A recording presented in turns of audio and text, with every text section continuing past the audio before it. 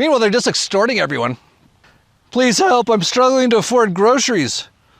You obviously fail to understand what a good investment $100 billion for Ukraine is. Here's the last thing you see before the Uniparty sends your tax dollars to Ukraine. Yeah, the US, the land of the free, has the biggest extortion mafia on earth. I love people telling me, oh, Mexico's dangerous because the cartels aren't taking half my money every year. I'm telling you.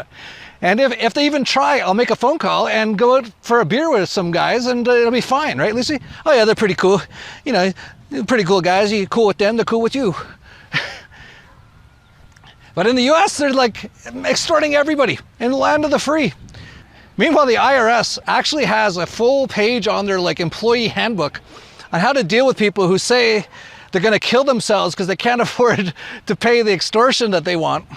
Yeah, here's the IRS code 13.1.10.4.1. I love all government stuff. What to do when the taxpayer threatens suicide? Well, when the taxpayer threatens suicide over the phone, stay calm and remain on the phone with the taxpayer. I like how human this is. He's not a human. He's not a person in pain. He's a taxpayer. Listen to the taxpayer. Ask concerned questions. Don't actually be concerned, but act that way. Respond effectively. You know, you gotta just try to keep him alive so he gives you some money. And determine the information needed to notify the authorities who can help the taxpayer. Yeah, call the cops. That's gonna help his whole suicidal tendencies there. Death by cop. Note, IRS employees are not expected or encouraged to counsel or provide therapy to any taxpayer. You know what you could do though and make him totally not want to kill himself? Don't extort him for whatever monies you want that he doesn't have. No, that's not even an option. I have an idea. Commit tax fraud. But even that t-shirt's wrong. There's no such thing as committing tax fraud. They're trying to extort you. So when you try to like make it so they can't extort you, that's not fraud. That's being smart. And we need a lot more smart people in this world. That's the whole reason the whole world's screwed up. And almost everywhere in the world, they extort people and take most of their money. And then they go and do stuff like kill them all with the money that they took from them.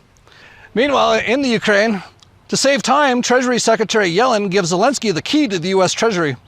I got some bad news though. There's no treasure in the Treasury. There's negative $31 trillion IOU sitting there. But I get the point of that joke.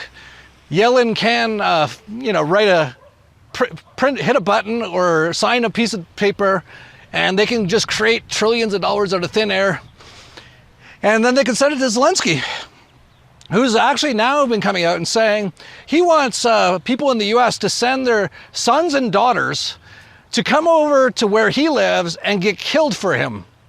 The US will have to send their sons and daughters, and they will have to fight, and they will be dying. Yeah, here's some people. I stand with Ukraine. You will send your sons and daughters to fight for Ukraine. Cutting their own hand off. His voice has to be fake. No one has a voice like that. They actually do it on purpose. They make up these like characters. Like he's a total character, he's an actor. And he's supposed to play like the evil bad guy who the US tries to say is like the good guy, which is their usual games they've been playing for like hundreds of years. Oh, the US. You know, in Mexico, the cartels don't like fake an attack in order to kill thousands of people right in like Mexico City, and then use all the money they've stolen from them to get people to believe it was people on the other side of the world, and then steal more money from them to go get this person who's apparently did this to them when it's actually the government. Yeah. But people in the US are like, I wouldn't go to Mexico, it's dangerous. Like, good, stay there. You're so fucking stupid. Oh, you shouldn't say that, that's not very nice. You know, maybe they just don't know they're under mind control too. They've just been, you know, their whole lives, all they see is propaganda telling them how dangerous it is here. Hola, buenos dias, ¿cómo estás? Everyone's so friendly, everyone says good morning. So one thing about Mexico, I say hi to people on the street or in my elevator, in my condo, and people just look at you and like, why are you talking to me? It's a different vibe. Oh, you're right, Lucy. I don't know. Yeah, you're right. You're always right. That's why this is the Lucy and Jeff show. And you're always right, Lucy. I'm the kind of crazy one. I go off a little bit sometimes. I'm sorry. Anyway, so it's not like I don't, like the Ukraine doesn't even exist. Neither does Russia, neither does the US, neither does Mexico. It's all stupid things in people's heads. We're all just human beings. Like, I don't even consider myself really to be white. I consider race to be like, there's one race, the human race. But people get all caught up in all this propaganda and mind control and all that kind of stuff. But it's not like I'm against the Ukraine at all.